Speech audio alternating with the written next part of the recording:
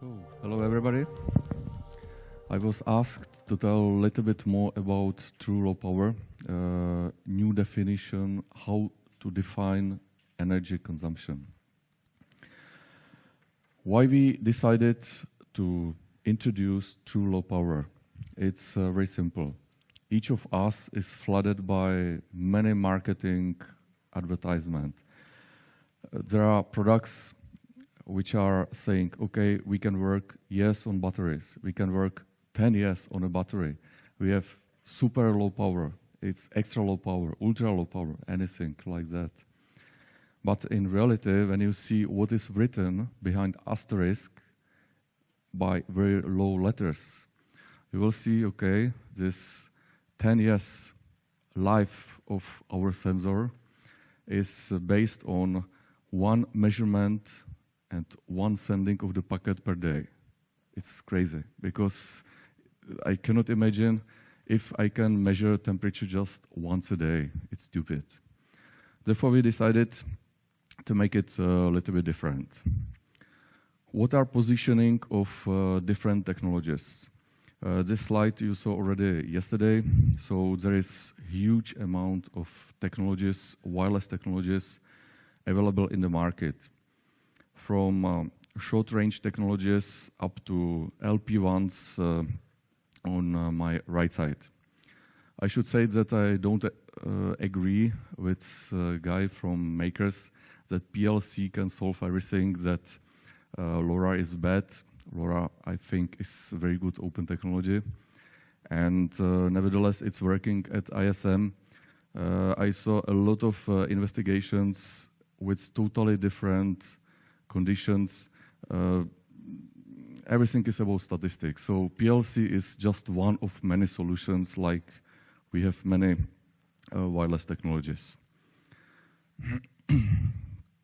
So when we are talking about energy, we are talking about delivering data from point A to point B. And everything is dependent on application layer. Application request, because each application needs something totally different. For example, a guy from Makers told, okay, it should be very fast communication, of course, but only because you would like to control something. But you cannot omit that our life, our real applications are not only about high speed control of anything. It's about many battery-operated devices. And those battery-operated devices, it's related with the life expectancy. It's about maintenance costs. You don't like to exchange battery every 1 month. It's impossible. And range, because everybody of us should respect physical laws, is dependent on invested energy. This invested energy would be based on higher transmitting power. You can get higher logical gain, but in this case, the packet should be longer because bit rate is lower. There is dependence between bit rate, slower bit rate, longer range. So there is a lot of approaches how to decrease energy. For example, in mesh networks, it's about repeating, about routing, because each routing hop consumes also some kind of energy. And I would like to show you how we decided to solve it for battery-operated devices. Here on the left side, you see our typical mesh network, like it is today.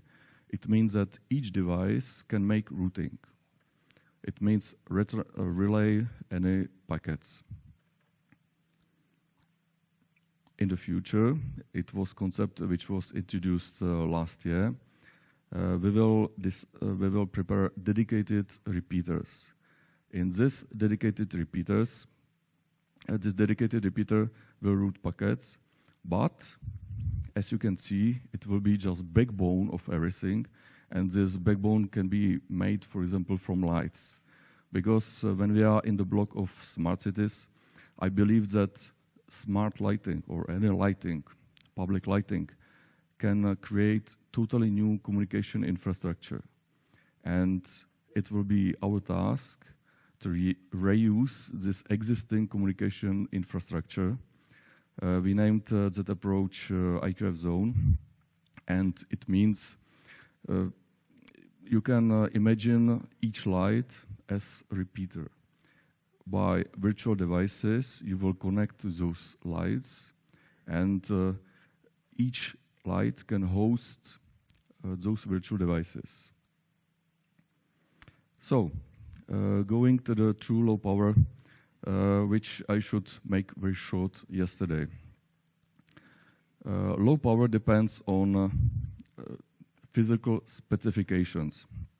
It means what is physical consumption during transmission, during sleep, during receiving mode. I believe that IQRF has very nice specifications. Next, what I already mentioned, consumption depends also on bit rate. It means how fast are you able to transmit quantum of information. It's also very important. In IQRF, we are transmitting 64 bytes per 50 milliseconds, which is reasonable speed. Now, virtual devices. Virtual devices is our new piece in the puzzle we created to help customers making battery-operated devices much more low power. We defined 3 groups of battery-operated devices. The first group are controllers. It means devices you were used many tens years, for example, for remote control of gates, doors, cars, and you are already used that the life expectancy should be measured in years. We defined a new way how to measure its number of events. Second category of virtual devices are sensors.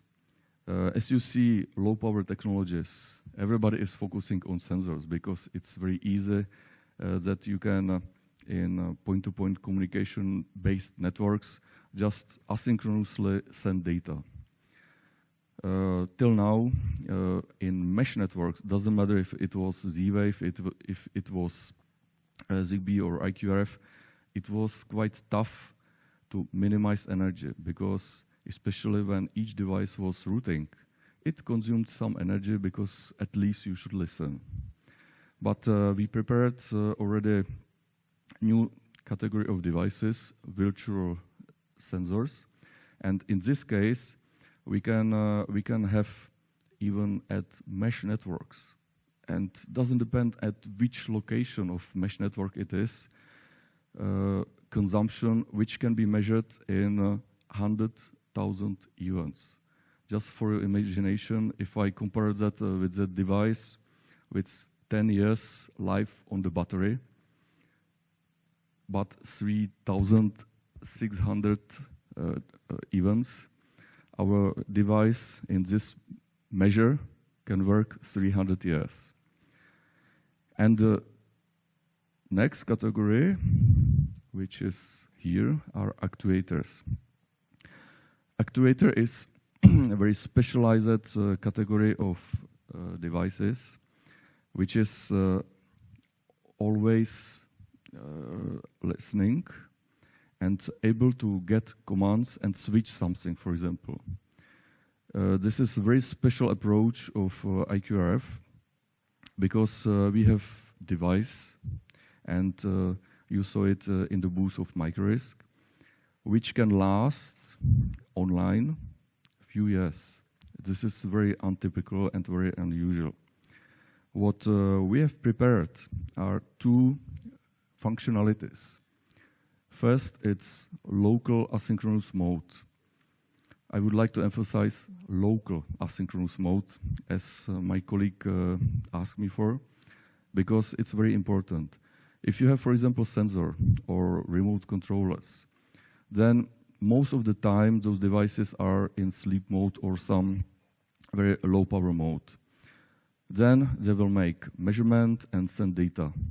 If you make it asynchronously without listening, you will save a lot of power. Therefore, this local asynchronous packet mode is very important. The next one is XLP direct mode. This mode is used exactly at actuators.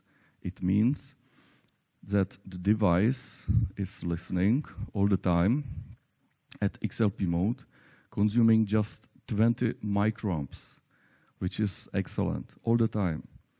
And you can control it. And try imagine that you will combine those two modes, local asynchronous mode in controllers or sensors, and then you will get some need, for example, for maintenance. It would be upgrade of software because you would like to get security patches and so on and so on. So in this case, after next asynchronous packets, you will get a message back, okay, please switch to XLP direct mode, and the device will switch to be completely controlled through the mesh network from coordinator, and you can make updates, you can make maintenance, you can reprogram it, you can make anything at extremely low power. So this is a new functionality we prepared, and that's all from me. Thank you.